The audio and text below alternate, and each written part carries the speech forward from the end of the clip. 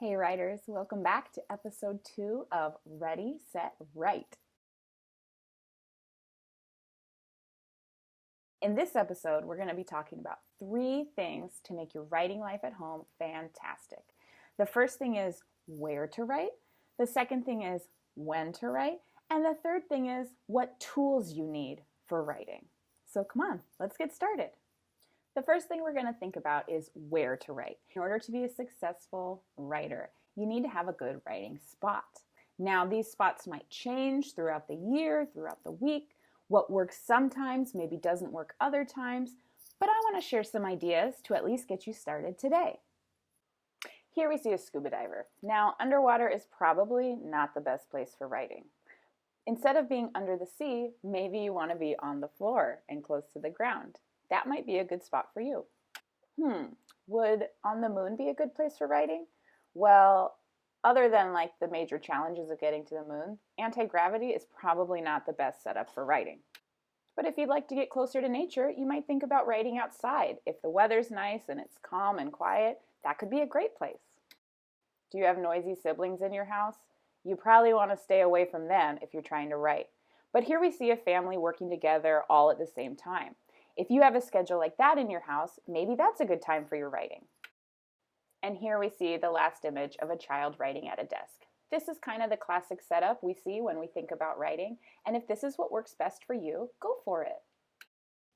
Next up, we need to think about what time is the best time for you to do writing.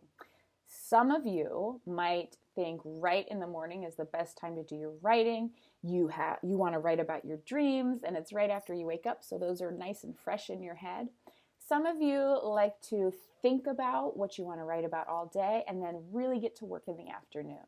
The beautiful thing about virtual school is that you get to choose what time you do your writing. So you might already know what works best for you, or you might try some things, realize it doesn't work, and then change it up. Really, this is up to you, and you really have to know yourself as a learner in order to choose the best time for writing.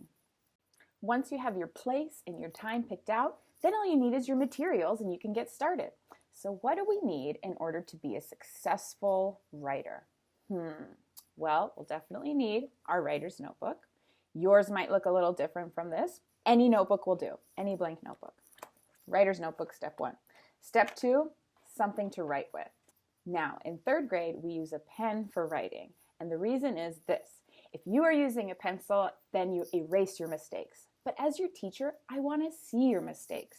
I want to see the areas that you maybe realized you made a mistake and you crossed it out and fixed it. I want to see your revising. I want to see your editing. And for that reason, we use a pen. So you might have one trusty, great pen that you love. You might be like me and have a pack of pens. I like to write in different colors. I just live a colorful life. So that's the second thing you need. Writer's notebook, pens, or pen. One is fine. And to get started, that's really it. But let me give you a tip.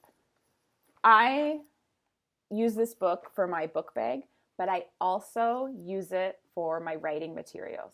So I have one bag that I keep my reading books, my reader's notebook, my sticky notes, pens, and then also my things for writing. And let me tell you why I do this. A lot of times when I'm reading, I notice something that the writer of that book does really well. And I usually put a sticky note in there with a heart or something that says, wow, this is great writing. Then when I transition into writing time and I want to remember, what did that author do that was so good? And I'll do a future episode about stealing moves. But that's something you might want to do. So you have your writing, but you might want to take out the book you're reading and say, wow, they used really good descriptions, or this book had an amazing lead and I want to work on leads. So here's a book that can show me how to do it. Okay. That was a lot of talking I did. So let's recap. You need your writer's notebook, any blank notebook. You need one pen or several pens. My tip to you is to keep it all together with your reading things. So your reading and writing materials are all together in some sort of bag or box or something. Okay, the mini lesson is just about done, which means it's almost time for you to get going and start some independent writing. Remember, you can write about anything you want. And in the next episode, we'll talk about how we can generate some ideas for finding topics to write about.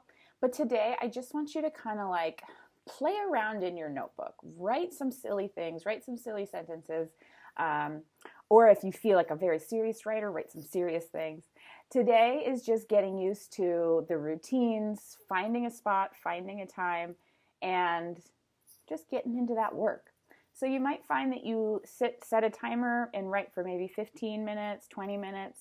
You might be the kind of person who loves writing and you want to write longer. The choice is yours, but you do want to transition into independent work now. Okay. Take your notebook, take your pen. Have a great day. Bye.